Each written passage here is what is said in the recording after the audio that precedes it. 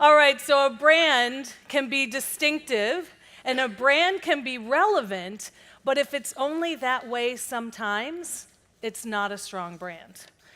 Did any of you fly in today for this? Any of you? Okay, so all a local group.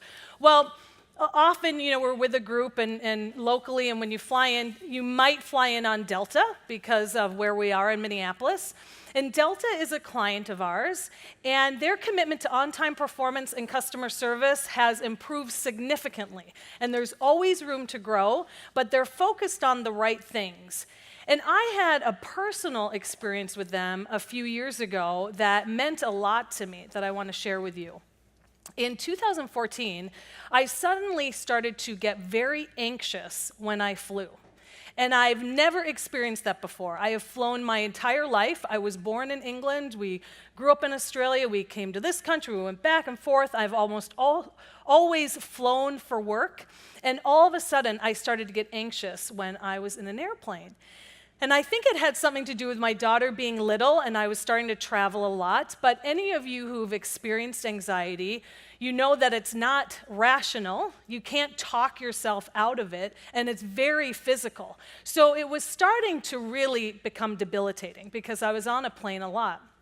And at the beginning of 2015, we were down in Atlanta with Delta with a division called Tech Ops. They're the mechanics that work on the plane. And we had spent a day with them, with a leadership team, discussing an initiative that we were going to do that year. And at the end of the day, we were leaving, and one of the gentlemen that we had been meeting with, Brett Hopp, offered to take us to the airport. Well, Brett is one of those people that just has this warm, inviting face that you just want to bare your soul to. And so I did. As we walked out of the building, I just said, probably because I was about to get on an airplane and my anxiety was starting to come up, I said, Brett, I get so anxious when I fly now. And he said, oh, Sarah, well, I used to teach safety for the airline, and let me tell you two things. Number one, there is never just one thing that brings down an airplane. And I was like, okay, mildly comforting. What's number two? And number two, he said, the men and women of Tech Ops, they look at the plane that they're working on as if their mother or their father or their children or their spouse was going to be on that plane. That is the care that they take about the work that they do. That's their standard, is if someone in their family is going to fly on that airplane.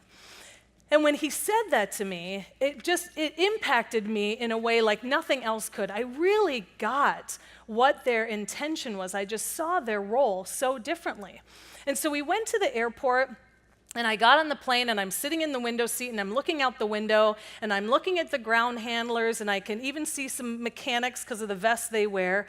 And I start thinking about all the people I've touched to get on this plane today. From Brett to the ticket agent, to the gate agent, to the flight attendants, to even the pilot that I saw.